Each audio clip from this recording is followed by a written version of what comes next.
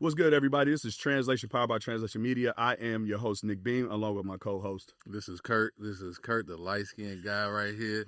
We back, and I'm excited because we got another light-skinned guy to add to the episode. We all lights, camera, action up in here. We got Zach King in the building, entrepreneur, CEO, COO, all of them. Flex on him. All of that. And he'll take a boy out for me. I know that quick. Yeah. We talk about that behind the scenes. Zach, what is good, man? Appreciate y'all having me, man. Obviously, congratulations on everything y'all got going on. This is much needed for the culture and obviously the community here in Las Vegas.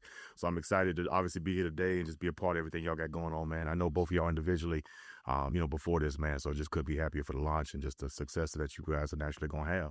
So ready to pop it off, man. Excited to be here. Yeah, definitely a blessing to have you here. This is an articulate young man right here. Oh, we got two articulate light-skinned motherfuckers in the building. Like, y'all some well-spoken brothers, man. Yeah, man. I be having to step my game up because, I get some of that Chicago slang in me, get to talking about heart, leaving out letters, car, dar, I already know. All that, you know what I'm saying? Like some shit, lemon pepper mild sauce, what you want. All right. So, but, man, damn, man, I'm glad everybody is here. This is Midwest and Florida in the building. We got where you from? Tell us a little bit about your background. Yeah, so kind of quickly, man, I'm originally from Tampa, Florida, but I've lived all over, man. So I grew up in Tampa, stayed until I was 14, and then because of sports, I went to boarding school in Virginia, with the boarding school there, then back college, University of Florida.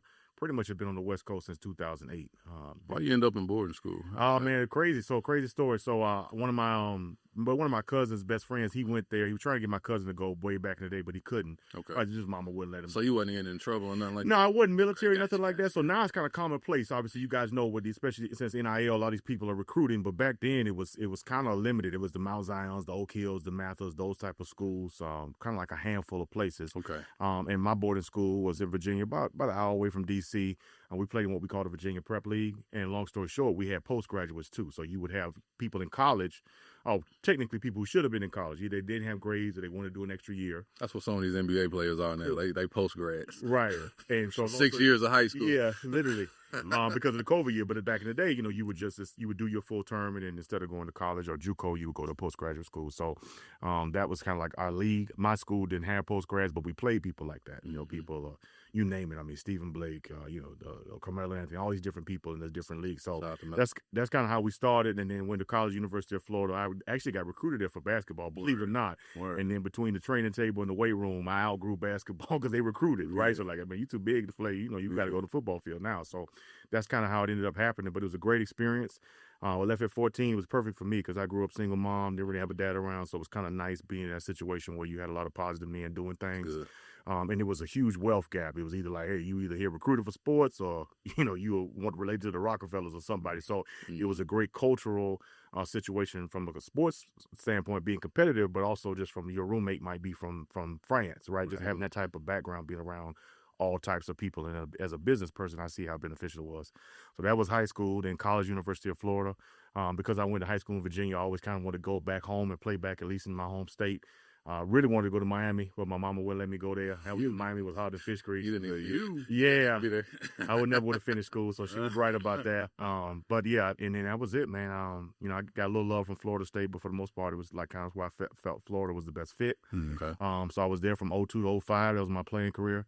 Got my degree in 06 and pretty much been an entrepreneur since 2006-07 with my first concept. That's what brought me to Vegas. So that's kind of like in a nutshell. But what you'll hear is like throughout our talk today is a reinvention story, or like how do you reinvent yourself as especially an athlete or entrepreneur.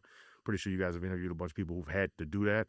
That's just kind of been just my way of life, pretty much my whole adult career. It's a good point to bring up. I mean, it's an easy segue because reinvention. Most people are scared. We just had a previous episode where we talked about plans in progress. Yeah. And, parts of plans in progress is reinvention. Correct. That's something we didn't mention. So I'm glad that you said that. So I saw heartbreak early, man. So let's go back to University of Florida. So I played at college. I pretty much had 3 coaches in 4 years. Man, I went through that same journey, bro.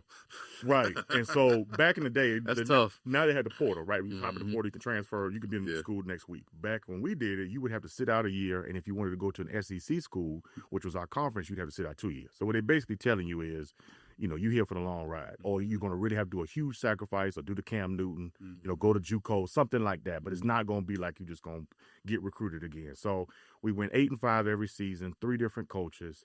And I've always been a very business-minded person. And so, long story short, I'm playing second team, third team on most of the reps. And then my first year, I'm like, man, I'm taking a look at the draft. None of our linemen got drafted.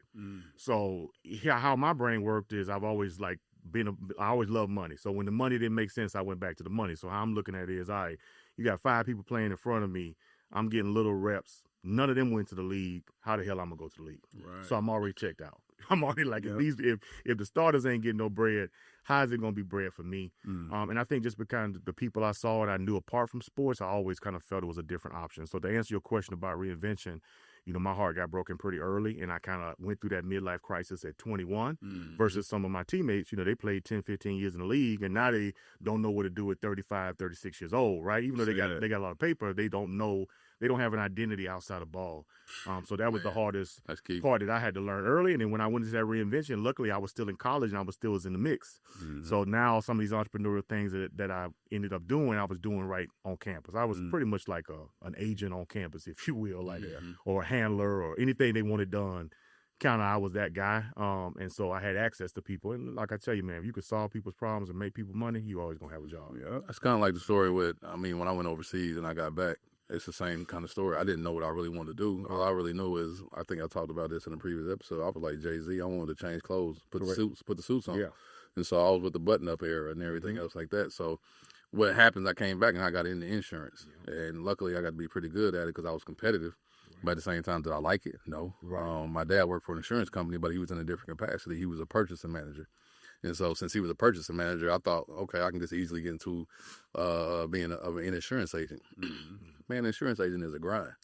And you got to convince young people to try to invest their money and be wealthy, as opposed to me, myself, and I still trying to go out and hang out while I'm trying to convince somebody to be smart and financially savvy with their money. Absolutely. Your peers are not looking at you in that capacity. They're looking at you like Kurt the Hooper, Correct. Kurt the dude that hangs out, Kurt the dudes that's playing video games and everything else like that. But, at that point in time, I was trying to transition into being something else. That's when I made my first $1 million, becoming, and on paper, buying real estate in my 20s. Yeah. You know what I'm saying? That's when I made my first $1 million. But at the same time, when I tell people that story, I didn't know I was worth $1 million. Right. I didn't know I was a millionaire. I had $1 million worth of assets. All I knew was I knew the price of what the properties cost. I didn't know the value of what it was making. 100%. That's Jay-Z translation. But that's what we talking about though. Like that transition and becoming something else was foreign to me. I didn't know all the ins and outs of life insurance and how to be a financial and what the money could make me if I invested in early. Just think about it. I had 10 properties when I was 26 years old. Yeah. You know what I'm saying? The value of it was $1.7 million. I didn't know that. All I knew was what the properties cost. Correct. And so if I continue to hold on to those properties as where I'm at now, 44, I'm aging myself, but at the same time, I look good in this shit. No, 100%. But, I would have been 10 times further than what I was because my mentors didn't properly mentor me in that capacity. No. And so I would have been able to, now I'm translating that to everybody else that I'm talking to, saying, hey, if I did this research and I hit these bumps in the road, just take a step back and say, hey, listen to me, because you're dealing with a lot of NFL players, and you're just like, you're consulting them, saying, hey, that jury's nice. Right. Them cars is nice. It's okay to celebrate that, and plans in progress. But at the same time, you got to be able to step back and say, how are we going to reinvest this and continue to go in that right direction of wealth? Plan no more. No, 100%. You got something else your favorite to fall back on. Yeah, I just think it's information and it's what we care about. Man. Like, so to his point, you go to age both of us, right? You go back, play my last 2005, so that's 20 years, right? So a lot of anybody I pretty much play with, nobody's playing anymore. Maybe my longest person had 16 years in the league, so they're done. So now it's like they're transitioning to that new point of life, and so they at that time they didn't see the value and maybe what you were talking about, but it's in reinvention stage they do because they've had to reinvent themselves. Of course, but their mentality was, hey, you ain't help me make it, don't tell me how to spend it. And what you're showing them is, hey, okay, that's cool, but eventually you're gonna have to get a job or do something, transition into something else, and that's when you may not realize it then, but then you'll see me at a different light. Like I said, you just got to play the long game, man. They just got to see, right? If in college, hell, I wasn't this person anyway. This information you have, like you talked about, you just didn't know. And quite frankly, a lot of times in our community, even if we educated or have money, we're not educated in this. We're not educated. We know how to go to school and get a degree, but this is a whole different level of. But also, we don't know how to receive information. At that young age. Of course. Unless you're really coming from a standpoint of where, hey, it's my time to change. And also a lot of things is timing. And so when people are having a conversation, like, and I was talking to people about the insurance and everything else like that, they weren't trying to hear me. They weren't ready to receive that information. And so, like, if a rapper was probably saying it at that point in time, maybe they might have got it a little bit more. But that's where the information was coming from the So I break down both of the things you do. So real estate, a lot of times as minorities, we view this as a family home. There's emotional attachment. So one of my homeboys, obviously, who's not black, say that's a lot of times the problem. Y'all have an emotional attachment to, that's grandmama's house. That was the first Easter egg hunt. Or remember your 5th birthday. Whereas a lot of times other people, to your point, and even you now, you're viewing this more as an investment. Absolutely. I don't care whose birthday it is, whatever. Yeah. And the insurance part, I don't know what exactly type insurance you was selling, but I got a joke. Whole life, universal life. Right. So to that point, indexed and universal, all those. Right. So to that point, in my house, we got a family joke. I'm Grim Reaper. When you come over there for Thanksgiving dinner, I'm gonna put a policy on your ass. But how a lot of times people view this, but you betting on me to drop dead. No, we all gonna drop dead regardless. Drop dead. Yeah. But the mentality is I don't want you to benefit from me dropping dead. Yeah. And so that's the mindset of it. And so it's like even if I'll pay the policy, I'll do all the work. You just have to do your part and sign it or whatever, beneficiary it over to me. A lot of times people don't realize they're not looking at it. I mean, there's numbers that prove this, right? The generational transfer, right? We ain't looking at it. My daddy died. He ain't really give a shit about, but the crazy about part what about he's going to leave me. But the crazy part about that, though, a lot of these people still know time. Our parents are Bible people. And the Bible tells about leaving a legacy. What legacy was they leaving? Well, we got a church on every corner, so that don't mean nothing either, right? So we the that's what I'm saying. But like, okay, if we're living by the Bible, and the Bible says leave a legacy, now you should be financially aware about somebody making money off of you. That's what the legacy is. Correct. No, a part of it. The knowledge, the generation, everything else like that. So the information, you said it best. Information is key. The problem, and we talked about this on a previous episode too. At the end of the day, in our neighborhoods, they were selling this type of insurance that was burial insurance. That's it. They weren't selling cash value insurance. Because that's the thing. If you word it correctly, and you say, "All right, listen, so for at least 7 years, you're gonna compound interest on making the payment toward this policy, and in the next 7 years, you're gonna have a bank." You're not talking to people like that. You're saying, "Hey, buy this policy, and when you pass away," like I remember they used to knock on my door. I talked about this before. They knock on my door. I'm 18 years old. Ask for my grandmother, and I'm like, "All right, well, I don't care about life insurance. You're talking about death. I'm not thinking about anything. I'm not thinking about dying at all at 18. Correct. And it just didn't translate over to me. No, you know what I'm saying? So, but now being older, and even though we're dating ourselves, I think not only our generation, and I'm not shitting on any other generation. I think our generation and us in general, I think this is the best time. Correct. We've saw so many different transitions. We're in the middle of a transition globally right now. Yeah. Again, they put it up on social media. We've lived through all these different things that have happened over 40 years, 100%. four decades. Not to knock that though, but our parents went through some shit. So no, for sure, I'm not knocking that at all. I'm saying is right, but I 100% agree. I 100% agree. Younger, correct, and have gone through all these things and not have hit 50 yet. Yeah, correct. Like that is something to be said. Contrast. The contrast of it. But back to the insurance, we weren't being communicated that intentionally. We weren't in these communities of color. We were intentionally not told that because that was the head start that they were getting. Correct. And there's plenty of stories. This is not hearsay. No, this is not social media hype. It's all in the books. Correct. And if you go get a book called Becoming Your Own Banker, they give you a gist of it in a nutshell. Walt Disney financed Disney World because the bank denied him off of his life insurance. And everybody loved Disney World. Disney is a $1 trillion company. Yes, sir.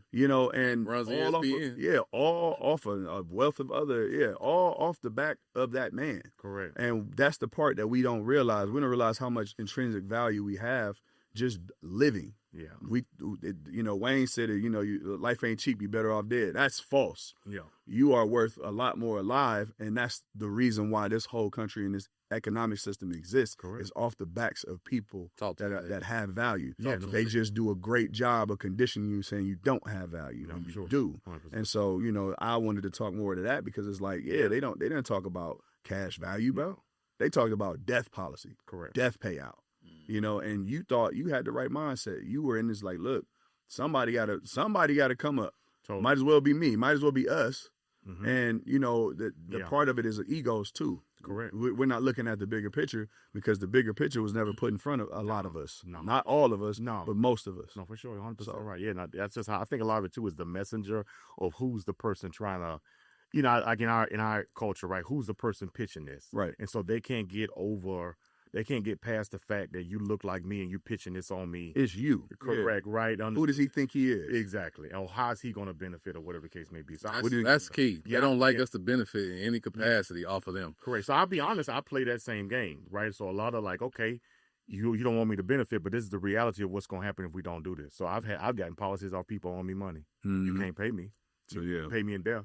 Yeah. I've gotten policies off of even my With dad interest. who didn't, you know what I'm saying, who never played child support. That was my first come up in the restaurant business using a policy to fund that. So that's somebody who, you know, didn't want to do right in life. Well, you know, no problem. So, I mean, you hate to be morbid, but that's the honest to God truth. We all going to die. Yep. And to your point, how can we make this a living success in the meantime? Well, it's the long game. You know? And one thing that I admire, and I'm very appreciative of you on this episode, is you're playing a long game. Correct. You talk about reinvention. And there's multiple times. I've seen you reinvent in the amount of time I've known you. So, you know, it's awesome to hear you talk about where it comes from. Correct. Because you caught it at a young age. I'm having this conversation right now with my son. So some of it is reinvention and some of it is scale. So the easiest way, because I'm in the restaurant business, the easiest way to kind of present this is a restaurant would have to go, dine in, take out. Now they would have mobile delivery. And if, you know, chances are you probably want to do some catering. So long story short, I'm selling these empanadas or these cheese rolls 6-7 different ways. Where are you selling them at, by the way? This is at Cubanidad, 1885. Okay. We have 3 locations in town. But the point I'm trying to make is how, 100% appreciate it. But what I'm trying, how do we, I can't rely, it might be raining. People don't want to come today, but they might want mobile delivery.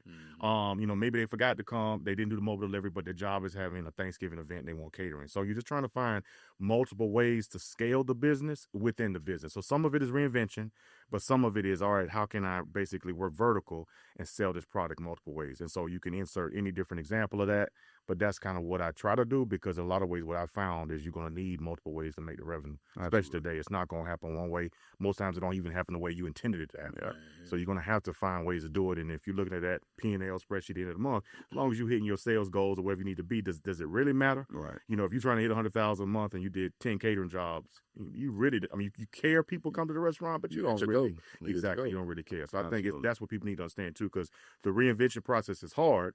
And so when you reinvent yourself, and what happens if it doesn't work to plan? Well, then now what do? It might actually be a tweak inside that plan. So to your point, like where did you find like the success or like the interest? It seems like you spend more time enjoying the tweaking process. Is that true? So yeah, I'm a trench baby. I love, you know, so it's part of it. So here we go. One of my favorite quotes is, the harder I work, the luckier I get. So if you're just doing this for financial gain, you're going to be highly disappointed. And say that one more time. If you're doing this for financial gain, you're going to be highly disappointed, and chances are you're probably going to clock out. Because it's not a job. It's not like my check is coming in 2 weeks or whatever. But when my check comes, it might be 10 times what I would have made on a job. So you have to understand, like, you have to love the process. So, like, I call it crazy, psychotic, but I was a person, I changed cleats at halftime in football. Like, I would, you know, I'm an offensive lineman with a visor on, with gloves and spats. Like, I just really, I don't want to whoop your ass, but I want to whoop your ass. Not in every angle of whoop your ass. Like, look good. I'm you know what I'm saying? It's, I mean, y'all have obviously watched The Last Dance with Jordan, right? Picking fights, and the dude didn't even say nothing. That's kind of my personality with stuff, but you have to find ways to stay motivated, stay engaged, because during that process, you know, if the check hasn't come, you know, these small little things that may call me crazy are helping me stay involved and stay in the game. And stay consistent. Yeah, and help when you're not motivated. High level. Because when you're not motivated, you got to stay consistent. Correct. Yeah. So that's the first part of your question, right? How do we get to that point? Now, the second part of your question is, you know, with the process, you're gonna find out, man, like so many corporate people that are using now, they just have like a straight line. They just want to go from start to finish,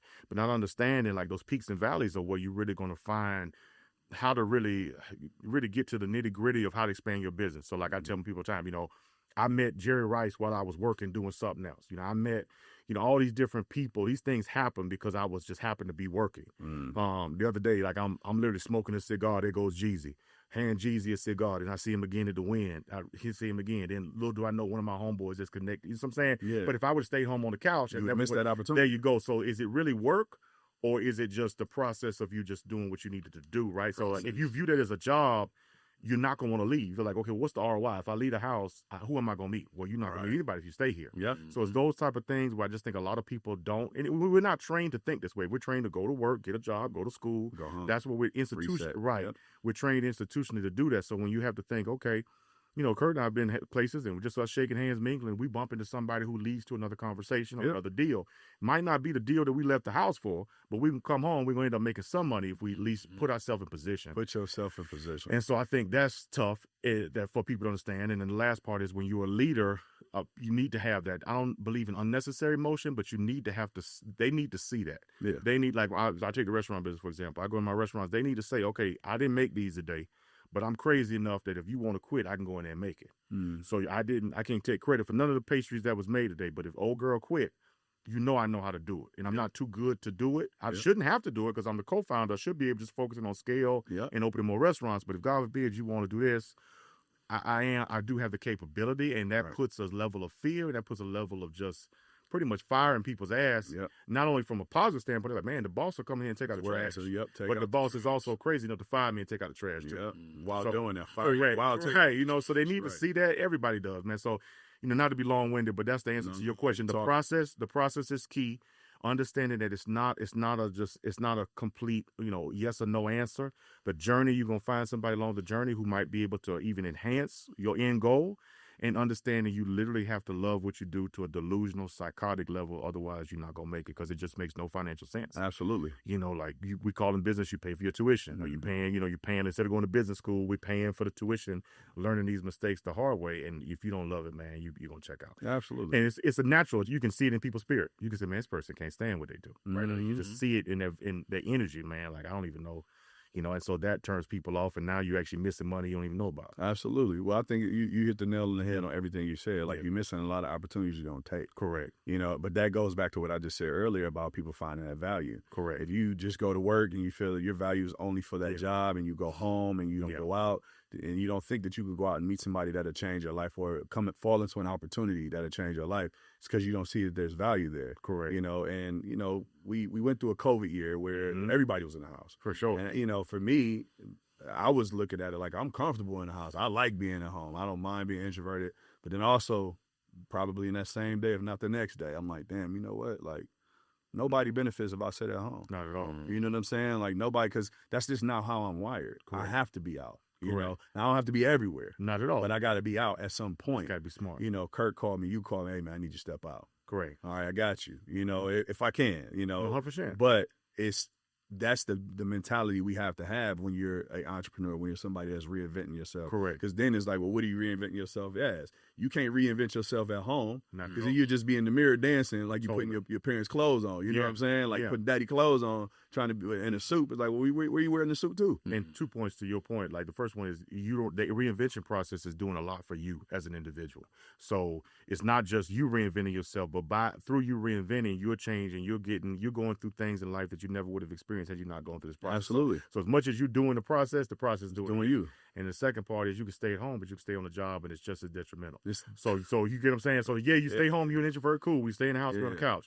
Well, if you stay behind this desk all day, you pretty much institutionalized too, with the ceiling as to how much money income you make, your creativity and your and what you can do as a person. And to add on what you're saying, if you stay at home, you might not be able to afford that home if you don't go to that desk. Come on. Definitely. You know what I'm saying? So you got to go out and figure out how to make the money regardless. Correct. And I think the biggest thing too, and I've been talking this, I'm going on a campaign as far as I'm concerned, talking about all the flossing on social media. Yeah. Fuck all that. Correct. You know, because at the end of the day, it's microwaving the actual process, and people aren't falling in love with the process. They're too concerned with the glamour. Correct. You know, they want to be seen and heard, and you know, it's like, yeah, okay, cool. But what you doing with that? Correct. You know, and it's like, and it makes people think that's an add water situation when it really isn't. There's a transition and through that whole process. So as yourself, but at the same time, you got to learn how to be a businessman. Correct. And you got to learn how to, like, being on the couch. you can be studying while you're being on the couch. Yeah, there's nothing wrong. Yeah, I'm just saying, definitely going to lead. No, eventually you do. But that's another Correct. thing that people don't understand. You got to sit back in the house sometimes and just study, and be a student of your craft. So just like you're in the house, you could be in the house cooking whatever, chefing it up. But at the same time, now you can go to the job, to the restaurant, and be like, I can fire you because I have been sharpening my iron. I've been at home studying my craft. So you got to be productive. Yeah, you got to definitely always be productive. That's exactly. To that. So that is 100% a part of that microcosm as well. But like you said, people don't show that. They show the here and now, and they want to tell you that rags to riches story, and they want to false like say, hey, I got it out the mud, and there's nothing wrong with getting it out the mud. But like I said, like I'm not a trench baby. But I was around the trenches. Yeah. And so the trenches, I saw the sides of the trenches. Yeah, so it's embedded in me. Yeah. So the grind and the hustle, now, there was food on my plate. There was food on my plate, but at the same time, I ain't had to go hunt to go get it. Yeah. So when I say trench baby, I'm not. No. I ain't saying nothing wrong with being a trench baby. You know me. No. I think it's good because people need to hear this like they need to define, right? Like because there's two scales. Right, 100%. So when I say home, I mean home in the bed, not helping yourself. Not progressing. Right. You can be home and be in the lab, to your point. You can be cooking, you can be working. But if you just, if you're home, you have to be productive. So it's productive no matter where, right? Mm-hmm. Me personally, I just don't like being home. I like being on the go in the office because it's almost like a rap in the studio. The creativity in the studio, chances are, at least in my humble opinion, but some people like working from home, whatever. Fall forward when you're not at the house, though. And then the other part of the home, too, I feel I've seen, like through my last marriage and stuff like that, people get comfortable. So you got a big house, then, we made it, or they live up to the expectation of whatever the home is, right? Mm-hmm. So anyway, that's my personal take on home. As far as the trenches doesn't mean project, baby. Trenches just means that how I define it is I just love the grind, and I just love the hustle and the grind. So it's not so much a geographical economic situation. It's like, if we in a fight, I'm crazy enough. I like how I whooped your ass. I like that I choked the shit out of you. Some people I like how I did it, not just winning. I just like the progress of how we did it. But some people use that phrase from that standpoint. And that's what the actual I'm coming from is like people a lot of times, I got it out the mud. No, you did not, man. You could say you was in school, you had two-parent household. Correct. And nothing wrong with that. And your trail was totally different. And anybody from that situation would tell you they would much rather have had a wholesome environment. Nobody wants to fix that. Of course. The other part of it too is like, but I don't like when people glamorize that stuff, and people glamorize that hood life and that and they use it as a crutch for their. I know a lot of these rappers, and I know a lot of them personally. That are y'all ain't no trench, but I ain't gonna put y'all on blast. But do that. Y'all not no trench, baby. No, for sure. Yeah, these cats are heart attack. And in the process too of like to his point, everybody's had some level of help. Yeah. The people say, I did it all by myself. Everybody has had. I don't care what type of help, you've had some level of help. And there's nothing wrong with accepting help, but appreciate it and acknowledge that you didn't do everything by yourself. That's impossible. That's what impossible. That's what I'm saying. Like, and that's even if it's customer. Right?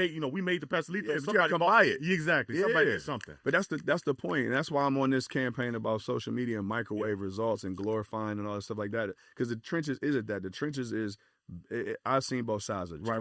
The trench is, and we just talked about numbers. We already know that the percentage of wealthy in the world, and it's a small percentage. The majority is not wealthy, correct, or are not wealthy. So at the end of the day, we're all in the trenches in some aspect. And you can be in the suburbs and in the trenches because you keeping up with the Joneses was an old school phrase from back in the day. But keeping up with the Joneses, for those who don't know what that means, is you fronting. Basically, you front. You see your such and such neighbor next door driving a Benz, Bentley, Beamer, and you want that. Because the Schwartz is totally different from the Joneses. Yeah, the Schwartz. You might be better, with the house. Correct. And you can hold the house down, but you might need a Camry. It's okay. Yeah. You might need a Prius. Yes. You know what I'm saying? Like, you might need a Tesla for the battery because the gas is too high. 100%. You got to be reasonable with what you have going on, and everybody faking and fronting off that. Yeah. And then they see somebody that actually is from the trenches and talk about that, or from the mud, get it out the mud. And it's like, oh, that's what's cool to talk about. Correct. So you really know what the mud is? 100%. I talk about my kids a lot. They're going to look at this like, damn, my dad really be thinking about me.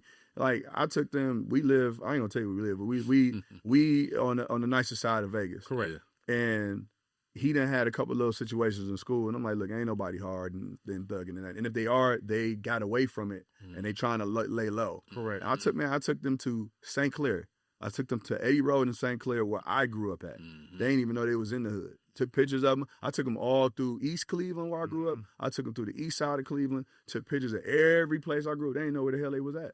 Correct. You know what they said when they got off the freeway? They was like, "Oh, this is nice." I said, "Shit." I said, "We over here at 7 in the morning. Yeah. We ain't gonna hang out over here too much longer." Yeah. But it wasn't because I was afraid. It was just like, y'all, no need. But I love. One thing I will say is, this is what I do want to say about the hood, right? And I need this to be said. I need it to be documented, recorded, because there's a misconception about the hood. There's beautiful people there. Yeah, there's 2-parent households in the hood. Correct. Yeah. There's 2-parent households in the hood that said what I just said. Correct. Baby, you want to live in that suburb and pay $20,000 more, $50,000 more in the house, or do you want? I can get this house. It's nice. It's spacious. I can renovate it for $15K. Good times with 2-parent household. Exactly. I might have to throw a couple security cameras up and double the fence, but we're gonna be good. Yep. Just don't go out there acting crazy. Of course. What you want to do? We can take these trips. We go on vacations. We can do all the things. It's where your head is at. Correct. And that's the thing is we got to be real with ourselves, and we can get on these platforms, create our own platforms, get on other platforms, pay for them, talk all this shit. Yeah, but it's not authentic. Yeah, but it's not authentic. Yeah. And it's just like, if you really from there, if you ever been there, then you know what it is, and it's not always doom and gloom. Because if I take you back to that same neighborhood, there's a Superman was created in that neighborhood. Correct. Man. Correct. And that's the reason he left. Yeah. So the thing is the creativity, the talent, the beauty, all of that is in the inner city too. Yeah. And we got to glorify that too. Like being in Vegas, we don't talk about the North enough. Or North Town. Right. We don't talk about Aliante. We don't talk about where the Moulin Rouge was. Go back and watch the Super Bowl documentary with Usher. He in a Phantom or something over on the historic West Side. Historic West Side is underserved. I'm talking to the Super Bowl committee when it was here, and they talking about they don't have functional Wi-Fi over there. But they're doing that intentionally. And that's an area that's heavily populated with people of color. Correct. So here it is, the big chains is coming in trying to gentrify the area. And you taking away the roots and the history of that area. And that contributes to the foundation of Vegas, along with the Mormons and the mob. Correct. In the Union. Yeah. And so at the end of the day, you're erasing history because you're trying to capitalize and monetize off of it. For sure. But at the end of the day, all these places exist everywhere across the world. I was in Colombia, and I was in Kami in the 13. Right. It was once Pablo's spot. Now it's monetized as a destination. Yeah, tourist spot. But you got to get out of there when the sun go down. Come on. I wasn't afraid. I was like, this look like home. Yeah. They know I'm not from here because of how I talk. Correct. But they wasn't even bothering me. Not at all. But it's because the energy is all the same. Exactly. And I saw nothing but beautiful people. Energy translates. Yeah, energy translates. I saw nothing but beautiful people. I felt perfectly fine in that environment. So I want to take the misconception off the inner city. No, for sure. No, 100%. I think it's just a mindset, right? It just, do you like the grind or not? I think the other thing people do in this generation too, you talk about the stuff they leave out of the facade they put on, is they don't talk about the losses. And so anybody in entrepreneurship, tell you, anybody in life, right? Just talking about how the losses, and it's not even about bragging on losses, but how those defines you, how you were able to pivot, how you dealt with the adversity, how you were able to reinvent yourself. Some of those losses happened, so you had no choice to reinvent yourself. But I think that's key too, and especially in our generation, because what I found is that you can benefit more off that than somebody telling you the success story or whatever. I mean, it's all that. Yeah. If you tell the story that you won, it's like, well, okay, well, how did you win? Correct. You didn't practice. You didn't fail. You didn't turn the ball over. You didn't score the touchdown. Like, how did you win? You can't just tell that part of the story because you're confusing the viewer that doesn't know any better.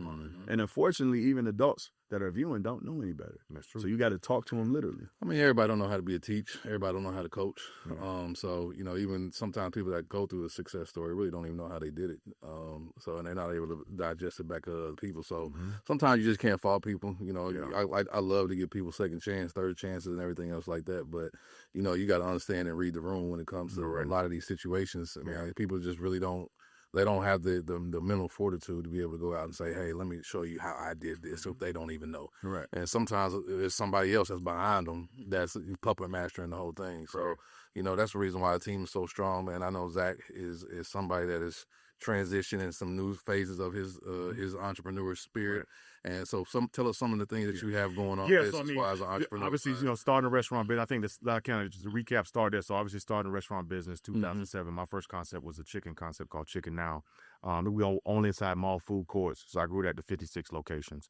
My restaurant group was from Florida. My grandfather was in the restaurant business since the 40s. So it pretty much was like a soul food concept that merged with fast casual food. So you got a strong team in that capacity. Yeah, I do. I definitely. I mean, I had obviously strong pedigree in my family, and then now combining with my best friend and his family and his group, we definitely have, not only from an operation standpoint, but from a real estate standpoint too. We were able to grow in less than probably 5 years up to 56 locations, right? This was like 07 to 2012-ish. Was where we were able to do it, but a lot of times because he had those real estate connections in the mall. The mall food court, nowadays people aren't going to the mall, mostly online shopping, which has led me to other stuff I do. But during that time, you kind of run the mall food court like Monopoly. You want to own every essentially entity in the food court, right? Because if you don't, Chick-fil-A's coming, McDonald's coming, a bigger players coming. And even if... Like in the corners on the block. Right. So you want to own everything there. And even if one restaurant you have doesn't perform as highly as the other, at least you're only competing with yourself.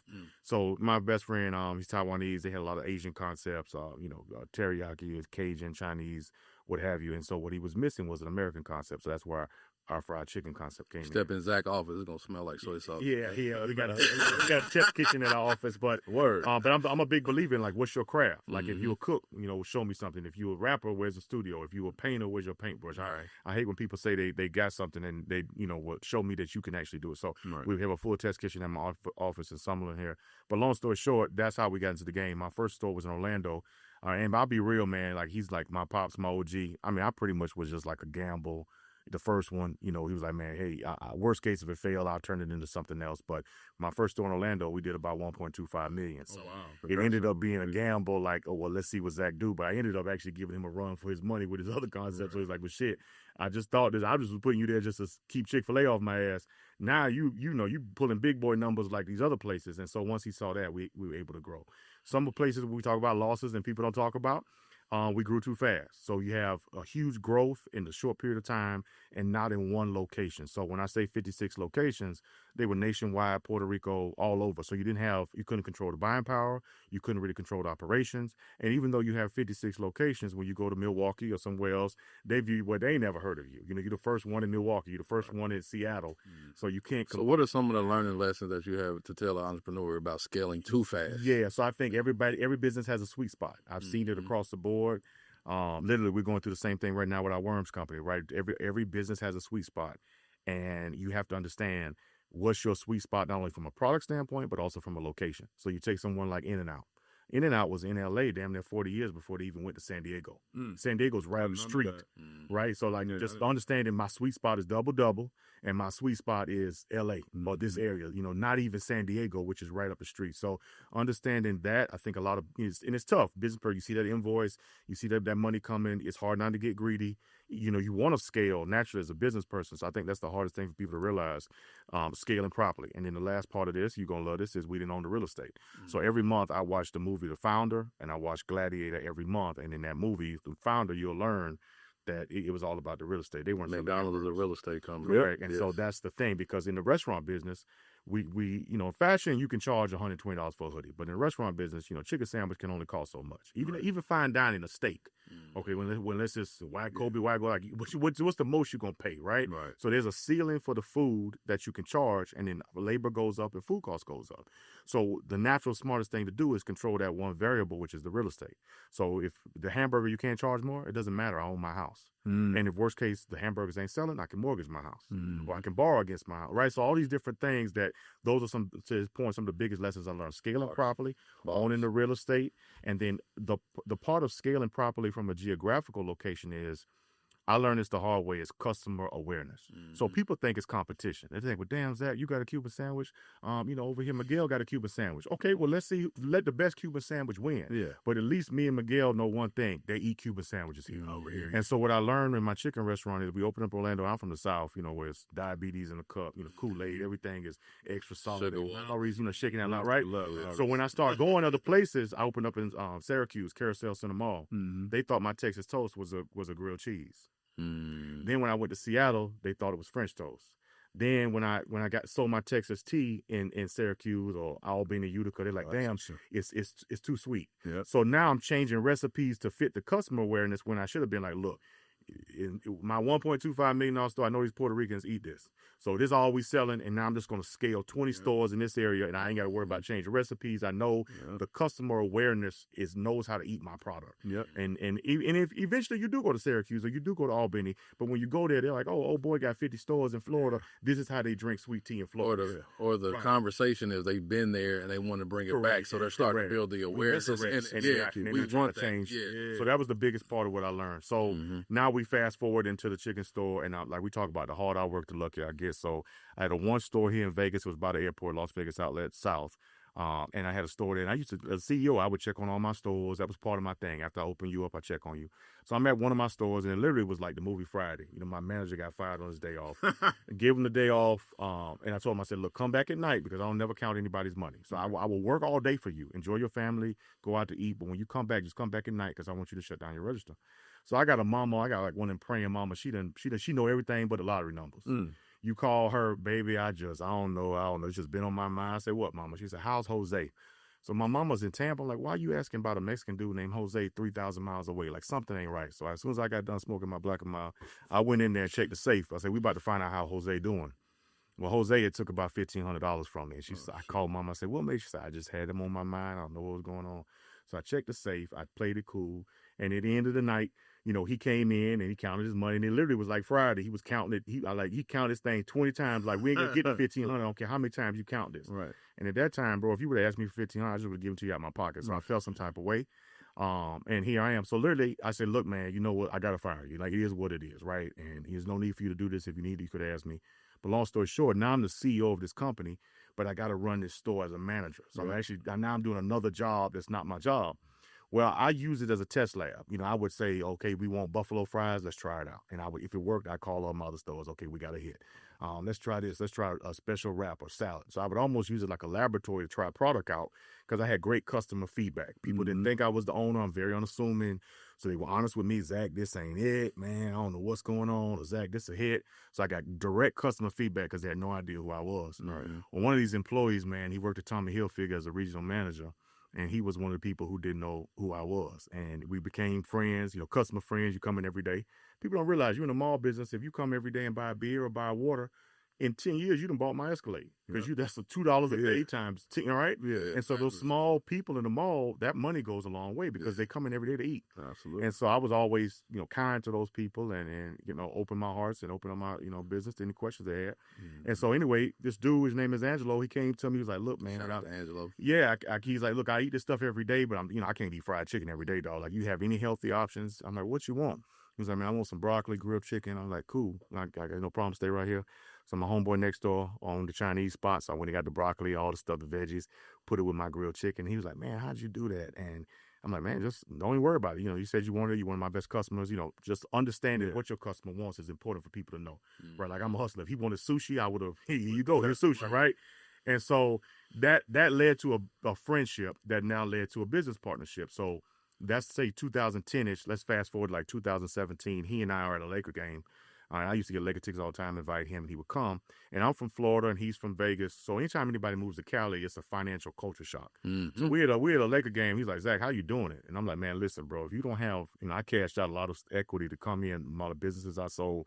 But if you don't have 3 or 4 things going on, you either selling dope or living with your mama. Like, I'm just being real with you, right? Like, Cali is not, you know, in San Diego, my gas was $6 15 years ago. Right, you know what I'm saying? So like, my rent was $3,200 in 2013, right? So like, you have to understand, it's a huge financial shock for people that are not from there. And so I said, look, he's like, well, I got some ideas. And I'm like, man, we got 15 drinks in, you know, come to me, no bright ass idea, right? But it was like, if you're really serious, let's get sober tomorrow. You come to me and you pitch this bright ass idea. And unlike most people, he took me up on the offer, man. He came to me with a prototype hat. It wasn't the next day, but called like a week later. He's like, Zach, I'm ready for you. I'm ready for you. I got the hat. I want to show you. I'm like, cool. I said, perfect. Give me a couple of different colors because, you know, we like colors and stuff. Give me some stuff to work with. I can't make you no promises. I fry chicken for a living. But what I can promise you is I can wear it. I can get it around the right people. I can at least get your product seen, or we can have a conversation. And so he's a bet. So he made it. I'm starting to wear it. Looks like I'm with y'all. People like, damn, where you get that at? So I'm like, now people trying to buy it off my head, and I'm not even trying to sell it. So I know we got something. And so that led, I'm like, well, we got a product, but that don't mean shit. I'm very good at what we're talking about. You'll see I'm very kind of good at branding stuff and marketing the brand. So just because you have a great product doesn't mean that you got a brand. Right. So I said, well, what are we selling? Because he made an LA hat. And he goes, oh, we're selling cities. Well, what's another word for city? How do we scale that? Another word for city is residency, right? Or residence. People have a city. They're going to take their ass home to a residence. DJs have a residence. Yeah. Doctors have a residency. So how do we go back to that restaurant analogy? How do I sell this sandwich 7 ways? Yeah. And so anyway, that's kind of what birthed residency, which pretty much my bread and butter, pretty much takes up most of my time from a day. Rick Ross has something to do with that too? That was another one too, man. During that time, Ross had just dropped that song Vegas Residency. So I'm very good at like listening to music. I'm just a person where, like, I'm literally gonna go in a lab and just figure out every angle. There's three partners in this. That's why there's a 3 in residency. All our birthdays rhyme with 3. My favorite numbers 3. I'm just very like spiritual and like how do you intentional? How do we set the foundation up?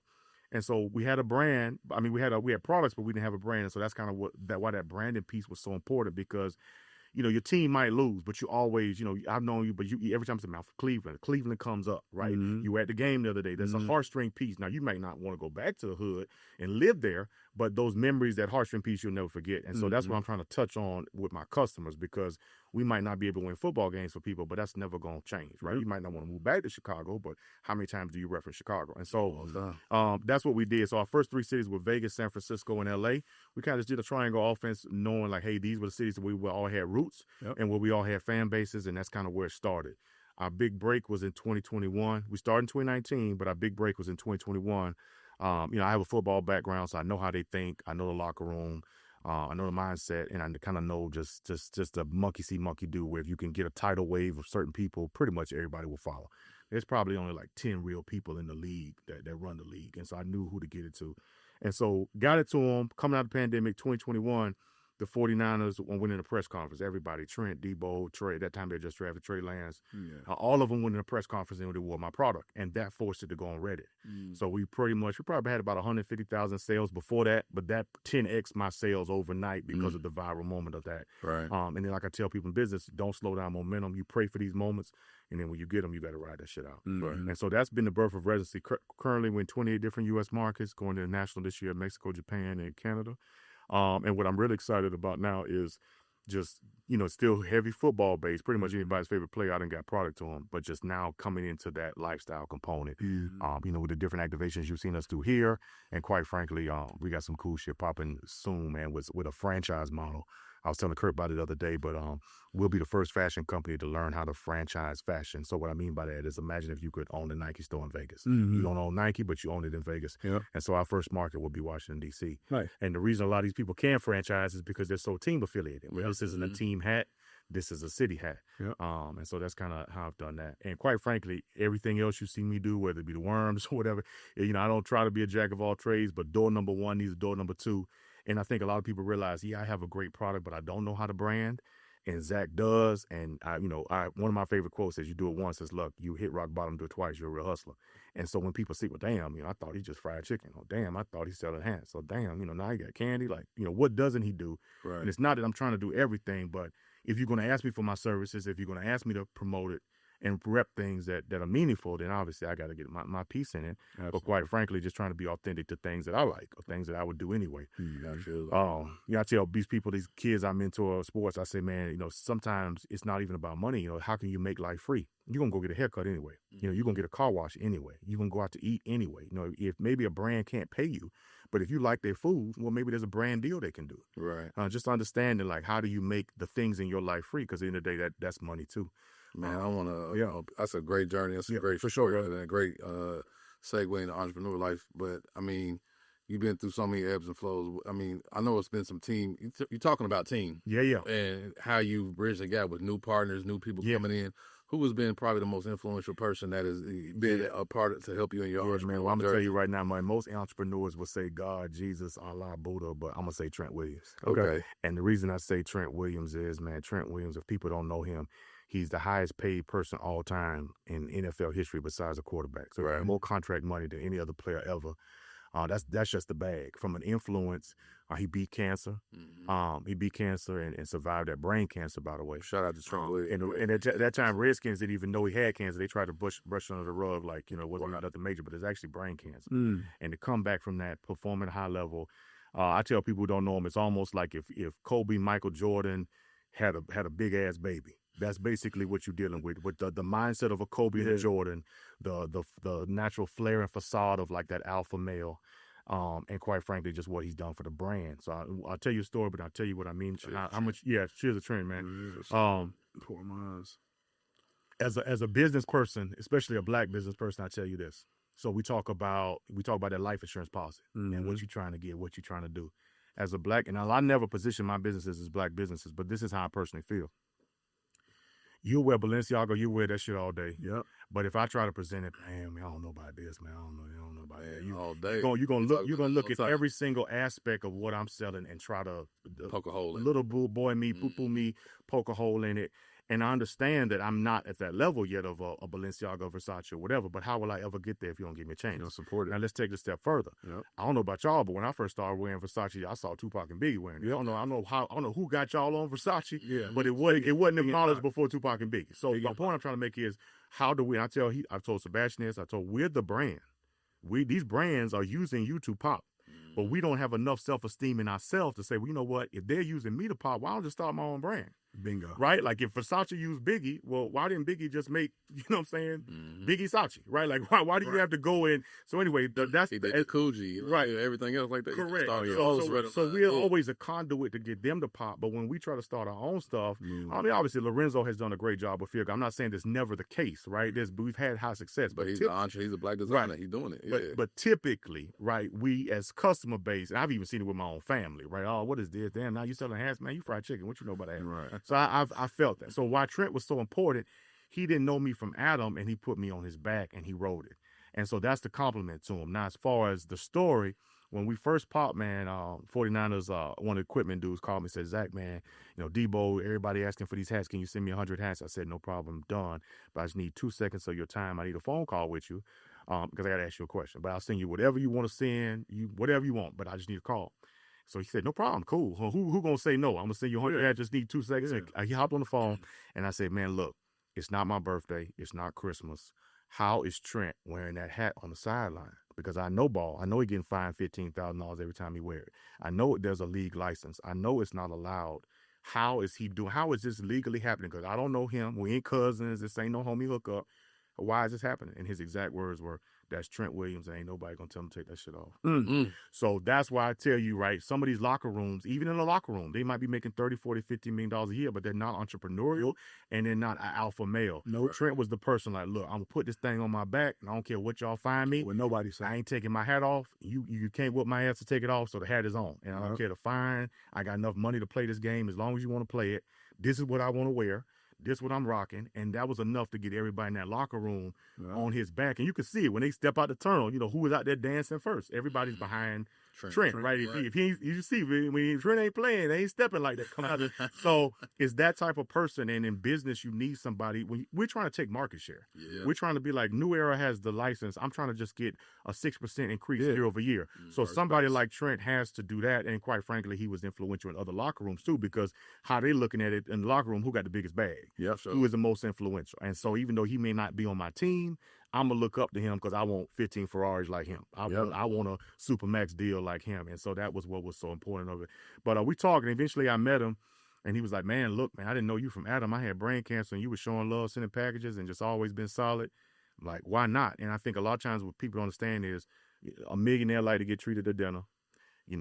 A boss got feelings. Somebody famous want to be heard. And I think a lot of times when we look up these people, we don't realize they're people just like us. And that meant a lot to me. Like, I didn't know Trent. Trent didn't know me. Yep. But a lot of people, maybe he did know, who wasn't calling his phone when he was going through some things or who wasn't looking out or whatever. And I think it just speaks to the character that we try to represent in all our brands and what we genuinely do. Like, if you fucking with me, you help put food in my family's pot. Like, I'm calling you. That's a product of you, though. Yeah. I mean, and your genuineness to yourself and to other people, because you embedded in me. Well, I didn't know you from Adam. Like, I was vetting you when I first met you. You was talking to Sebastian. Correct. And, Lou introduced us, and we cultivated a 3 or 4 year relationship out of that. But like I said, I am a big relationship guy. I've always said that about people. Yeah. If you burn a bridge with me, that's because you just fucked up as a person. That's not correct. But I mean, but from the same standpoint, like I'm always, like I said, give you a second or third chance. But at the same time, you got to continue to improve as a person and be around me. But I'm gonna always try to figure out a way to help you in any capacity that I can. And I hope that's reciprocated back to me. Like, I even tell people sometimes, like, I don't know who I'm gonna turn to if shit hit the fan for me. Yeah. But at the same time, I understand somebody's gonna pick up the pieces. But it's just some genuineness about that, and that's a foundation of where you just can't buy it. No, you can't. And it's not a lot of people out here, because a lot of people are sometimes they're just selfish individuals. Correct. And it's okay being a solo artist. It is. And I tell people all the time, man, Cisco wanted to dip off. You know what I'm saying? So what you just described, everybody says ROR. I call ROI. I call it ROR. Yeah, that relationship is key. Internal relationship. Yeah, that's what you got to call that. No, 100%, man. But that's kind of who was the number one who kicked it off, man. And to this day, man, if anything I could personally do for him, I'll never forget, man. But that's just the purpose. But you build that relationship, and it turned into that what you say it is today. 100%. And it's just like I said. But as a new business person, I'm telling you, because everybody wants to jump on the wave now. Like, my mama thought I was crazy, right? But that's nice, mama's baby. So everybody would jump on the bandwagon. But that initial person, who's he's got enough money to buy whatever he wants to buy. He's got product being sent to him. Why do I choose this hat over a Celine hat? Or why do Michael Miri just sent me 2 hats? Why would I choose Zach's hat? So just being in that type of thing, and then just remaining solid. And I think too, the other part of it too, like just not getting common with people is key, right? Like, you already wearing that hat trend on ESPN. I don't need game tickets. Right. You already doing a photo shoot every day in practice. I don't need to borrow your car. And I think in our community, it gets common. I love him to death for what he did for my business, and I love him as a person. That's all. But it's not like this, right? It's not. But that's all I need. Yeah. But that's not how it. A lot of times it ends up being in our community. Oh, for sure. No, everything got to be tit for tat. Or it has to be immediate gratification. Wearing out your welcome. Yeah. Right. You're going too much. Right. And now it becomes a situation where, damn, I don't even want to wear the hat no more, because I know if I wear the hat, Zach gonna call me for 15 favors. Right. And so there's understanding for new entrepreneurs out there, like, and it's tough because in my business, I got the Tom Brady's, I got the Low, I got everybody wearing this product. It's hard not to get in all of that, right? Like true story. Like, you go to my office, Kurt's been a million times. I got a wall. You coming? Yeah. But for a lot of people think it's a wall of fame. For me, it's a targeting wall. Yeah. I mean, low key, it's the FBI board, right? I put all these people on the wall, and these are my targets. Yeah. People come in, they think it's a wall of fame. It's not to brag, it's a strategy. Yeah. But a lot of times with the people that are in my product, you're in awe. How are you not in awe of Tom Brady wearing your stuff? If you're a fan.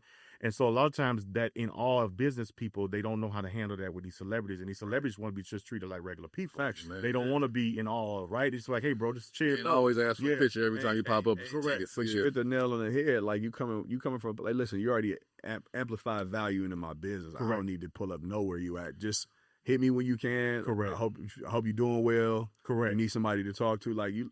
Or if you need some more merch. I mean, you helping me out. If you want the merch, I'll send you the merch. Yeah. You know what I'm saying? But like, you already helping my business, and that's the thing is like you said, is how you treat the relationship. Correct. But that's ROR. Correct. You said it. I love it.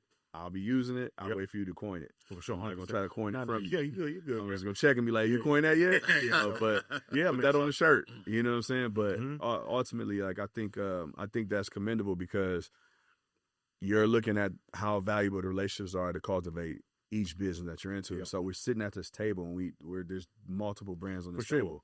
So we already talked about through right. So we talked Well, just touch on that real quick. So obviously, I'm from Florida. Back home, Cuban food is on every corner. Mm-hmm. I have 3 aunts that are Cuban. I mean, literally, you're not Cuban, are you? No, so that's what I'm about to say. You go back, you be as black as my hoodie. They just gonna speak Spanish. They don't care if you're Chinese. Like, they coming at you. Yeah. And so I grew up in that culture. But it's around that. I am fluent in Spanish, but I'm not. My blood. I'm just both my parents are black. Mm-hmm. But through marriage, that's how I have the Cuban on. Yep. Yeah. At least that you know of. No, 100%. Yeah, I mean, I know we can go lineage. Yeah, we can go lineage. Yeah, but so in 2019, we opened up the first location by my office on Fort Apache. It was just a kind of vision we had. We felt the Cuban food here was underrepresented.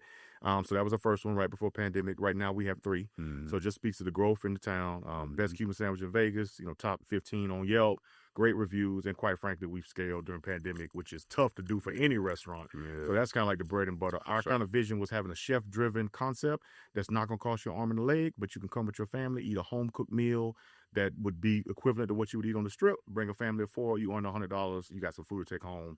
You in the food good. So y'all gonna give y'all Yelp review right now. That food is good. Because what I've seen from a business standpoint, people are eating with their wallets, right? For sure, right? You go to the grocery store, how much is a carton of eggs, right? So it's the same type mentality when people go out.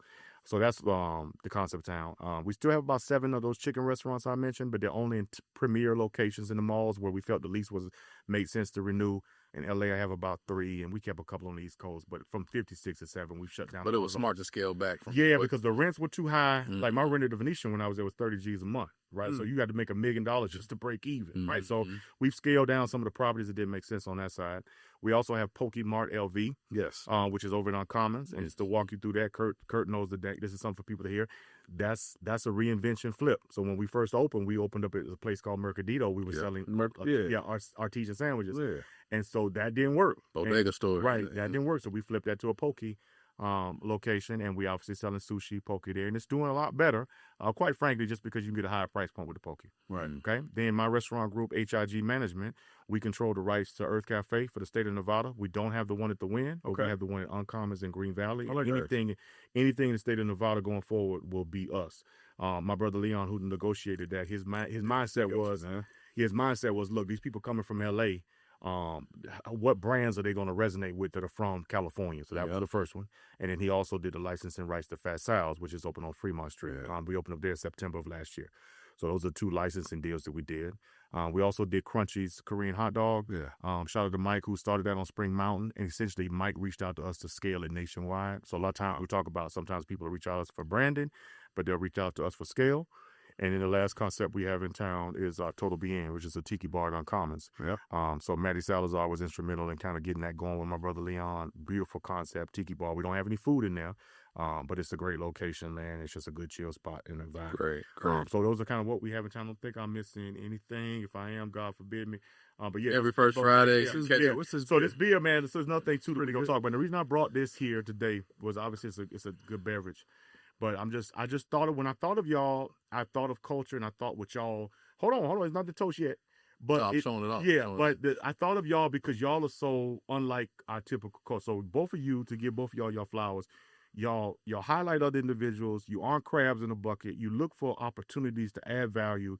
You look for ways to shout people out. You're just a constant beacon for progress, and it's not just individual progress. Now, not to say you'll never benefit on your own, but your genuine intent is to come here and spotlight other people and other entities where, quite frankly, how do we connect all these dots? How do we work together? I tell people, Gucci ain't tripping over Louis, right? Nike ain't tripping over Converse, right? So like the big companies do it, but in our culture, that's not commonplace. Let's be real. We talked about it earlier.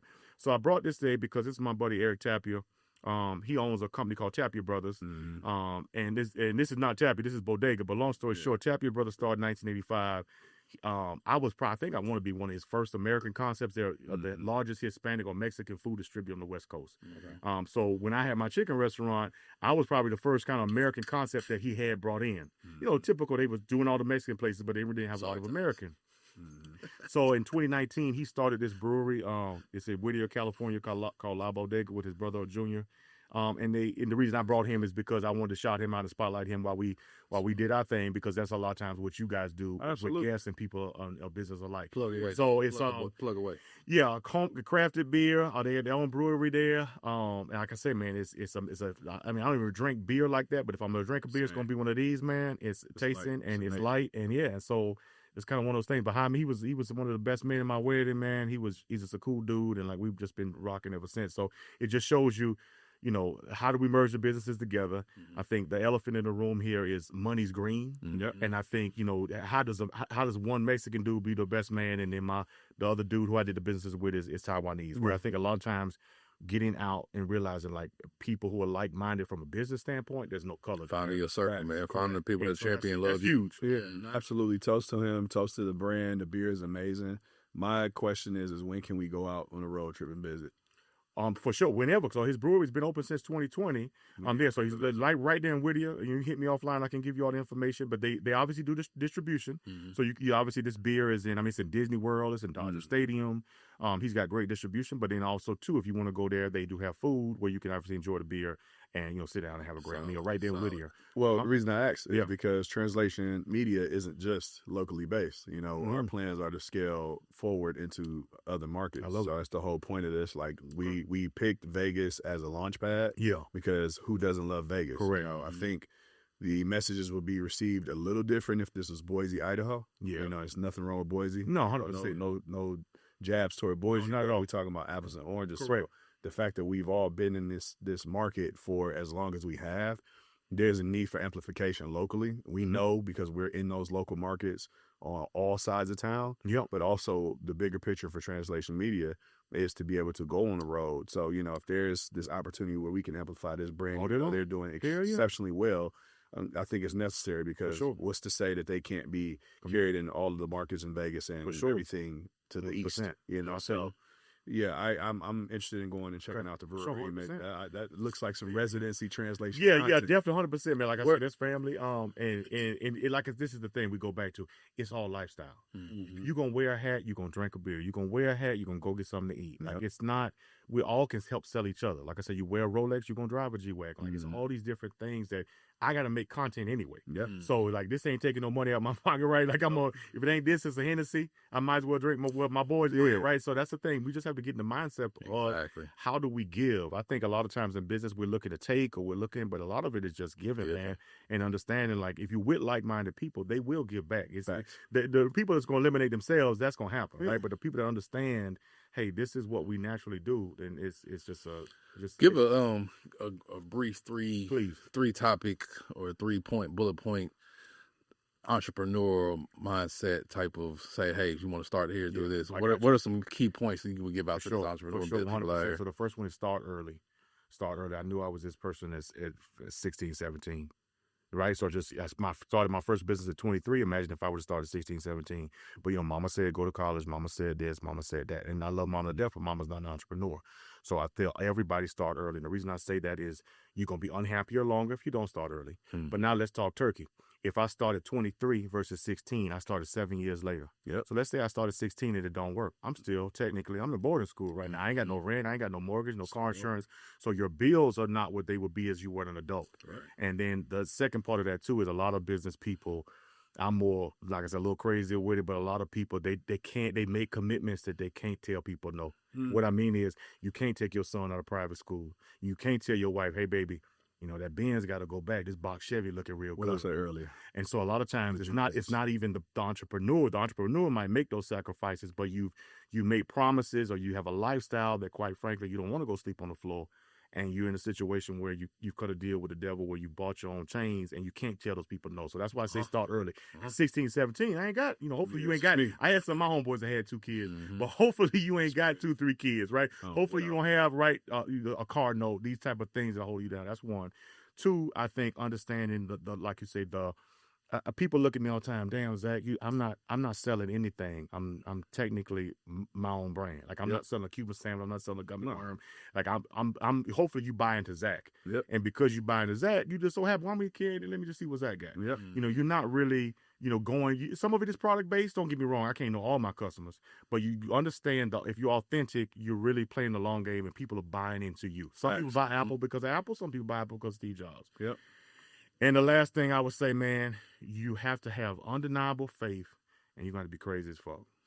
I love it. Undeniable faith and crazy as fuck because ain't nobody going to believe. Everybody's going to tell you. Like, I wouldn't recommend this to nobody. Like, if people say, Zach, should I be in business? No. Nope, because I ain't had an off day in 5 years. This has cost me my marriage. This has cost me my health. This has cost me a lot of times my own peace of mind on a day-to-day basis. Just because every day, like I use the joke, entrepreneurship is Jumanji, like the movie. Every day is a new. The first is the bees, it's the snakes, whatever. So I tell people, honestly, don't start. Go get you a little job and be happy, and that's it. Be happy with your job. What you unraveling with this is once you get this train rolling.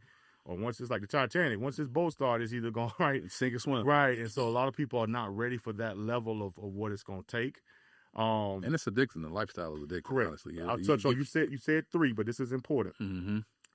4 would be friends and business, right? So you said give me 3. Start early, long game and understanding, undeniable faith and crazy. 4 would be friends.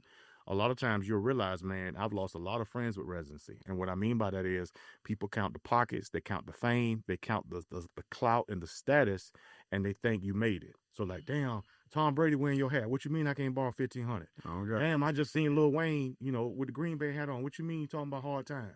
What you mean, big dog? Like, I thought we was better than that. Mm-hmm. You know what I mean? You know how much I had to lose before Wayne put the hat on? Oh, I'm sure. Or before Envy wore, like all these different things. And so people don't realize that, and they'll count your pockets faster than you do. Mm-hmm. And now you have to understand, now you go back to, was there ever really a real friendship? Mm-hmm. Because, as long as those things aren't costing me my happiness, whatever, like I don't mind giving. But at a certain point, you have to replenish your own tank. And I think that's where I've lost. Get what you don't have. Yeah, I've lost a lot of people, man, because of that. Because during entrepreneurship, you don't really know this person that you're evolving into being. So, like, in all fairness to my ex-wife, the person she walked down the aisle with, that wasn't the person who was there 5 years later. Mm-hmm. So, like, you have to either adapt and understand, hey, I got to grow with this man and know how to nurture this man as he grows. Or, look, I didn't sign up for that, and, this is not what I signed up for, which is completely fair. Right? I signed up for somebody who got over right now. 30. Yeah. Right? And had Saturday, Sunday, Martin Luther King Day. Stand out all hours. Correct. Yeah. And then the other part to hit that is the glamour of what we do. And we talked about, like, when I first got... You don't necessarily equate the money. We doesn't equate the money, but a lot of people, to be honest with you, man, sometimes I'll say this, right? A lot of times it's not even about the money. Mm-hmm. How it looks, how it's perceived. So, like, when we first started, I told Max, I said, look, man, I don't care if your ex-man buy a hat. I don't care I don't care who buy a hat. Yeah. But a lot of people are not that level of the way they want to take it to. So they feel some type of way if Shorty got the hat on and she bent over. I don't know, right? Or right. I understand what you and I saying, but I'm telling you what the world's saying, how they looking at it is. Yeah. And the insecurity of that, or just the build, how that can cause problems. Yep. Or, your sushi look a lot better when you ain't with me, and why my sushi don't look. I'm just telling you, it's just this type of thing. It's real. Right? Yeah, that is real. And so understanding, like, as an entrepreneur, like, that's the game, and you have to really understand, like, these are the type things, like they say, more money, more problems. These are the type things you're going to encounter. You have to know how to deal with it, and your crew has to really be bought in to, hey, look, if daddy or whoever needs to do this, I got to be completely on board, because this person is the person in our family who's making it happen. Yeah. Mm-hmm. And so that's hard, and especially when there's no, okay, well, if Tom Brady gonna wear the hat this day at 3:00, like, you can't plan for these moments. No, it just happens. And so when it does happen, but when it happens, the shit comes with it. Oh yeah, because you couldn't have planned for that moment in a beautiful way, but on the back end, so those will be my 4, but those will be key. But I would just say, man, at the end of the day, it's your life. You got to go with your move, and at the end of the day, you got to be happy, man. Because I've been in those situations where if you're trying to hold things together, or trying to live for somebody else, or trying to, almost, kind of minimize your shine. Over time, those things will wear on you, man. I don't care who it is, whether it's a friend or whatever. And you'll find out a lot through entrepreneurship. My granddad used to say, the biggest revenge is success. Mm. And once you see that, you'd be like, not even say you're looking for revenge, but these type things will come into play, man. But I've seen it too, bro. Because like we talked about, you pay that tuition. Like, true story, Kurt knows. I mean, residency has probably cost me damn near $800,000 of my own personal money these last 5 years to get up and going. Mm. So even if you saw, Purdy dancing and Trent, they got to do a lot of that, to get my $800,000 back, right? You know what I'm saying? And not to mention, just keep the natural overhead. That's just one business. Mm-hmm. That's none of these other entities you see on the table. So that's the thing, people. They count the wins, but they don't count the losses and the time that it takes. He'll tell you, he'll call me, where you at? Where you think I'm at? Office? Mm-hmm. Where you at? And if I'm not out doing a business deal or trying to push the brand, I'm pretty much, I might well share location because I'm damn that office. That means that's every time you call me, right? But it's like, this is what, this thing don't happen just by luck or mistake. Yeah. I think people don't understand that, man. You definitely made them understand on this episode, man. We need a part 2 and a 3. Yeah, I was just about to say that. I'm inspired, sure. And I have no problem, me. I'm not ego driven at all. I have no problem giving flowers, man. You have been a staple since I knew about you before we met. Correct. And I'm an observer. Curtis will tell you. I'll sit back in the cut, right, and just watch. Correct. And I got my own motion and shit. Correct. But I'm like, I like what he doing. Correct. So to actually meet you for sure and develop the relationship I have with you today, and then hear you talk about these things, I already knew all this stuff. Correct. I didn't know the longer version of it. Between the energy and the things you've told me, and I already knew all this stuff. I was like, damn, this is dope, because people really get a chance to hear how you said the things we talked about in a separate episode of me and Kurt. Yeah. Reinvention. You mentioned that. That was a new layer of what we talked about in our other episode. Correct. But reinvention and how you're doing it and what it takes. Correct. And I think just being vulnerable. Like so many people are like, damn, I'm a little stupid. Damn, what if ain't nobody there? Damn, what if somebody is there? Yeah. Sorry to cut you off, but what you're doing right now is therapy for some, because a lot of entrepreneurs and business people out here, and there's also some people that are scared to jump off the porch there. Yeah. And you're telling them the story like, no, this shit ain't sweet. Not at all. You're buying a job, you're investing in it, you're putting your own money and your own capital into it that you don't know. Like you said, this is the crazy part, the insanity part. You don't know when you're going to get it back. Mm-hmm. You don't know when that next bill's going to come. You don't know when that viral moment happened for a residency that transitioned y'all to being 100,000 or 150,000 orders. Yep. And how to scale, but also monetize it in the right way that you can continue to replicate that. Correct. And it don't necessarily going to get replicated all the time. No, there's a lot of brands out here that have been a brand for 5-6 years and falling off. The only thing I wanted to give you one more thing with you, right? Because I tell you this all the time. We did our first call, and I met him through. So we talk about residency. So DJ's got a residency. That's how let me tell you, right? So this is how we got together, right? And I told Nick on the call. I said, "Listen, man, apart from anything you got going on, like I see something in you as an individual, and I think that my basically what I'm telling people is, if you're in a situation, if you're in a job, if you're in anything, just don't lose your spirit and understand that whoever you at, I don't care if it's football, whatever, right? How we talk about, like, you can literally be your own entity and just don't lose your spirit while you in these situations or jobs where this could be a football player, basketball player. Like, if you into fashion, do fashion. If you into podcasting, do podcasts. If you want to open up a restaurant, like literally Trent's brother tell me, hey, Zach, I want to start selling empanadas. Perfect. Fuck it. Like, don't let these people box you in is what I'm saying. And whatever that may be, even if you're an entrepreneur. And so our first call, I told him, I said, Nick, I'm fucking with everything you got going on with this right now. But apart from that, call me on some other shit because I'm a Nick fan too. Like, I'm a fan of what you're doing currently right now, but I'm also a fan of what you just gotta be an ugly light skinned nigga. Yeah, man, be real. Like, it's honestly all true. And we need to hear that because we're not trained. We're not trained to think that.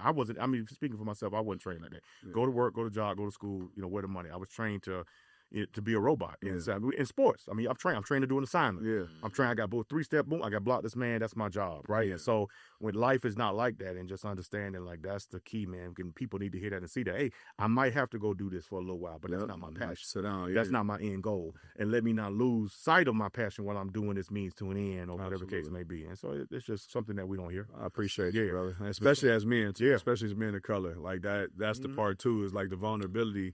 Because you feel like you're going to look stupid. And it's like, nah, bro. Like, I love y'all. Yeah, love you back, bro. So I saw something on Instagram the other day. Old boy said, it was like something real. He basically was saying, we live in a rich neighborhood and I'm going to let my rich kids associate with poor kids. And people immediately thought it was because of the economic situation. And he said, that's not the reason. Energy.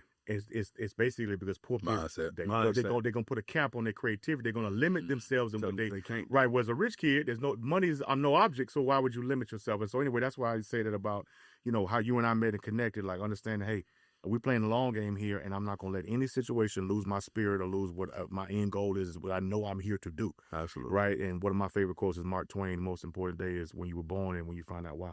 And so I'll leave people with that, man. So, cliffhanger. 100%. Yeah. Appreciate y'all. Salute, man. I'm out. You out. Yeah, I'm out. Let me take this without cracking one. Okay. So that tossing on the empty cup. Y'all. But cheers to you. Tell us how we can find you. Definitely, man. So I'm out. Instagram is at King Size. King Size on Instagram. All my companies, Worms, Residency, all my restaurants. I'll send you all the links, man. But I'm here in town, and like I said, I ain't too good to respond to nobody. If anybody needs help, like I said, there's no roadmap or blueprint to this. This wasn't no rich daddy. This wasn't no business school. All these things I learned on the go the hard way, and I don't mind sharing that with people and helping people. So if you have any advice, hit me. If I don't hit you right away, I'll hit you back when I can. But I'm an open book, man, and I literally will. I tell people, I will walk you through exactly how I did it. You know why? Because most people ain't going to do the work. They not going to do the work. I'll tell you exactly how I did it. How I did it. Entrepreneur front. Are they entrepreneur front? Right. Exactly how I did it. Because even if I do, you got to do the work. Yep. Nah, for sure. Appreciate y'all. It's been definitely, man. Sir. Thank y'all for joining us for another episode of Translation. I'm Kurt Blair with my co-host, Nick Beam. So I was enjoying this wonderful beverage. And with my trio of light-skinned brothers today, we had Zach King in here today. Definitely. Man, join us. 100%. Find us on all platforms. Like, share, and follow. We love y'all. Stay solid. Stay solid.